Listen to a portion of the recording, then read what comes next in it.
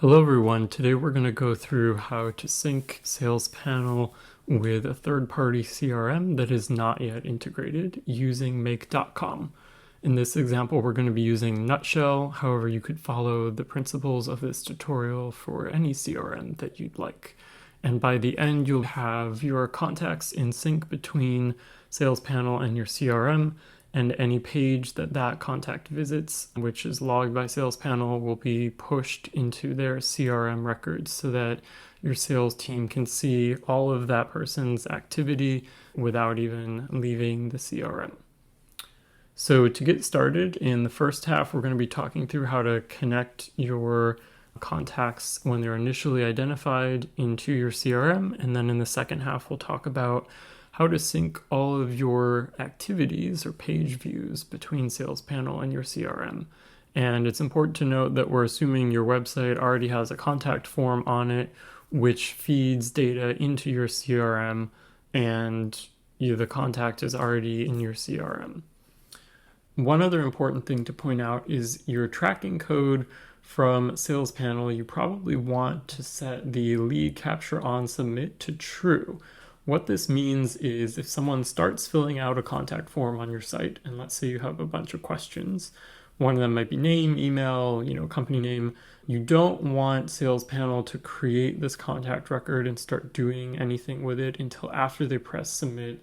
You can find more information on this if you go into your account settings in the lower left, and then under APIs, you go to advanced tracking customization. So you want this to be set to true. For this integration process to work, you will probably run into some errors if you leave it on the default, which is false.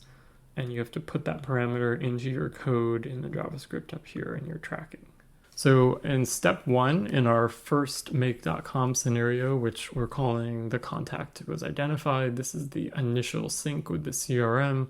The trigger is going to be a custom webhook. So you can see we've got that put in here. And then we're going to copy the address to the clipboard of the webhook, and we're going to go over to Salespanel, and I've already set these up, but we'll have a webhook that we're calling contact identified, and it's the initial match. So we would paste in that target URL that we just copied in here. The event is going to be person identified, meaning it's when a new contact first fills out a form on your site.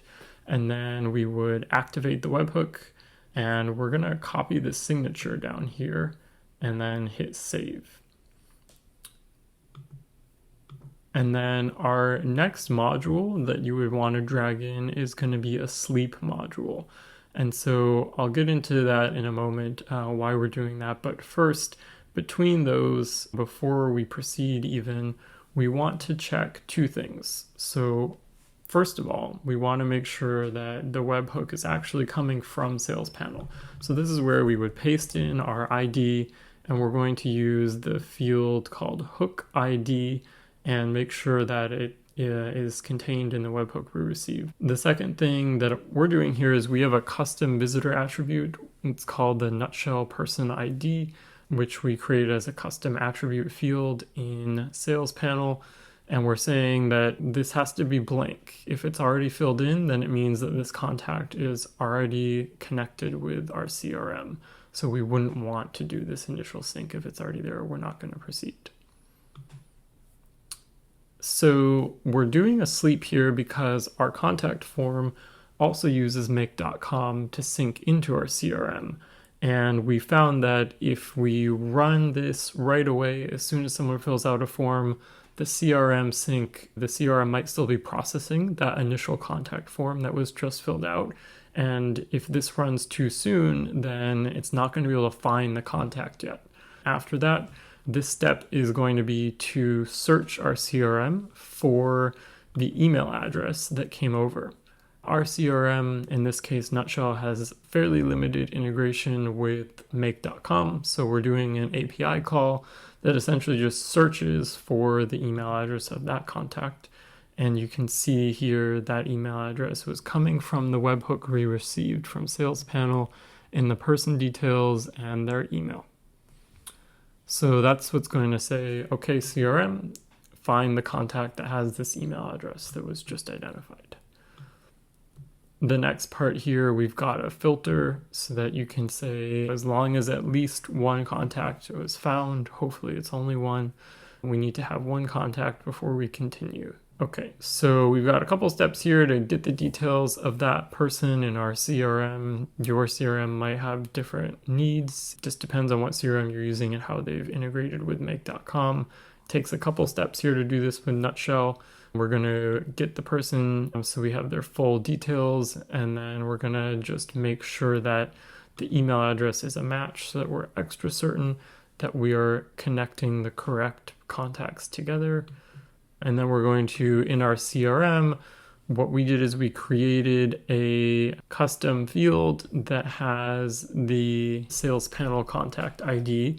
So you'll want to set up a custom field in your CRM on the contact record so that you can store the contact ID from Sales Panel. So after you do that, you're going to proceed by calling the Sales Panel API and setting any attributes like custom fields you have in Sales Panel for this person. So in this case, we are calling the Sales Panel API for visitor attributes, and you can find out exactly what that does here in the Sales Panel API docs. We want set visitor attributes. This allows us to set the values of custom fields on that contact inside Sales Panel. So what does that actually look like? If we go into Sales Panel and we pull open one of our leads, as an example here, visitor attributes, we can have the test company name or first and last name. These are custom attribute fields that you set up in Sales Panel. But essentially in this step, what we're doing is just syncing some of that data from our CRM over, like the company name, first name, last name. And then we are going to, on the next part, we're actually going to get all of the different activities. So each record of each page visit that this contact has made from Sales Panel. So here we're using the contact ID that came over from the initial webhook. So that would be the payload contact ID field. And then we're using the activities endpoint in the Sales Panel API, which is down here. So we're retrieving the activities of a contact, and that's going to give us essentially all the pages and activities they've done on our site. So you have your API token that you have from Sales Panel that you generated in your Sales Panel account, and you can decide with the limit parameter how many of those activities you want. In our case, we're just syncing the initial 25 that happened. So what this is essentially doing is saying, hey, Sales Panel, give me all of the pages this visitor viewed before they filled out a contact form on our site. And then we're using an array aggregator here to essentially combine all of the responses, right? So you're going to get a bunch of different items back from this API. And then we're using an array aggregator and the data field, which is the JSON field that response comes back in, to iterate through each of those page view records or activity records that we're going to end up getting back from Sales Panel.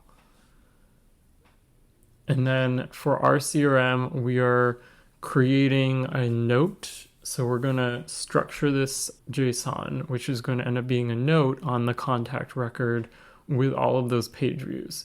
This is going to be a note titled pre-convert page views. We're doing this with a create JSON block because our CRM doesn't have a create note block that works correctly in make.com, but you might instead be doing this just inside create note block. And so in the description, what we're doing is there's a couple things going on here. So number one, breaking it down from the middle going outward here, we're reversing all of the results that we got from our array aggregator, because when we get them back from Sales Panel, it's going to give us the most recently viewed page first, and then it's going to work from there. We would rather, for our preferences, see the first page as the first item in the note, and then the second page as the second, so on and so forth. And that way you see the full journey in the order that the visitor took it. And then we are going to do a map. So outside of that function, we're doing a map, and that is going to say, take from this array of data that we got back, each record that represents a page the person visited will have a parameter called link. And that link parameter gives us the URL of the page that they viewed. So we're doing a map of each item in the array, and we're going to essentially extract that link. If you're not familiar with how to do joins and maps in make.com, there are some great tutorials on YouTube and in their help center, but suffice it to say, you might just want to borrow this code from here. And then finally, we are joining every record together. So what does that mean? This array has a bunch of different page visits. Each one we're extracting the link, but then we ultimately want one long text string that we're going to use as the body of our note to list out all the pages that the person visited. And so we're going to join each of those links that we have extracted and separate them using a new line. And this way you'll be able to see a list of each page the person visited before they filled out the contact form. We have a couple of things we're putting in here. There's a custom activity type, which is specific to the way our CRM is set up. If you are using Nutshell, you can create a custom activity and call it something like web page view, and you can put that custom activity type ID in here. And then of course we're putting the start time and end time of this note for us is going to be basically the same time. And then finally we have the contact ID, which we retrieved earlier in our scenario when we searched for and then got the person. Finally, at the end here, we're going to call the API for our CRM and post a note using the JSON that we built. So once that happens in your CRM, you're going to have a note on this contact record that shows each of the pages the person visited, and it will have the title, pre-convert page views, which we specified here. Okay, so now the second phase of this integration is going to be another scenario in make.com, which syncs subsequent page views after the initial contact identification and form fill to the CRM. So again, you're going to start this with a custom webhook. So that's going to be your trigger, and you're going to take that address and go over to Salespanel, and you're going to create a new webhook in Salespanel. You might want to call it something like page visited. You're going to paste in that target URL, and you're going to say the event is a person page visit. The URL, of course, can be your website, whatever it may be. And then we created a segment to say only do this with visitors where we know their email address in Salespanel. What does this mean and why are we doing it? If someone is an anonymous visitor and we don't know their email address yet, then we can't sync their activities over to our CRM because we don't know who they are yet. So here you'll want a segment in Salespanel that says just visitors that have an email address, which means we've identified them already. One easy way of doing this is to simply say if the email address contains an @. That's an easy way of knowing that we have a valid contact here. So when we have our webhook, we will put that in as a segment, we'll activate, and then we will copy our signature and go back over, and we're going to add another sleep step just like we had in our first make.com scenario. And this time we're going to wait about a minute or two, again, just to make sure that if this is activity happening immediately after someone filled out their contact form on your website, we're giving plenty of time for the CRM to process that new contact and for the initial scenario to run that connects Salespanel and the CRM. And then any subsequent page views that are logged in that session, we're adding this delay to handle those until everything else gets in place. We are going to check the signature, make sure the data is actually coming from Salespanel. And then after we sleep, similar to the first time, we're going to search our CRM and look for that contact based on their email address or their CRM ID if you sync that over to Salespanel as a custom attribute. And then similar approach, we're going to create a new activity in our CRM that will be called the page visit. And we will have from our webhook that we got, we'll have the link, which is the page URL that they visited, the title of the page, the date and time of the visit. So all of that is up to you, which pieces of data you want to push into your CRM. In this case, you may want to format the date as well, since it's giving you essentially GMT time, I believe. And then you're going to use the contact ID that you found earlier in the search process, which was this previous step to find the person in our CRM, and then eventually make your API call to your CRM to upload that additional activity or note or whatever it is with your new data. So by the end, we will end up with contacts being in sync between our CRM and Salespanel, and we should have all of these page views and event visits syncing so that every time someone views a page, their contact record in your CRM gets updated with the list of pages they have viewed. Thanks for watching.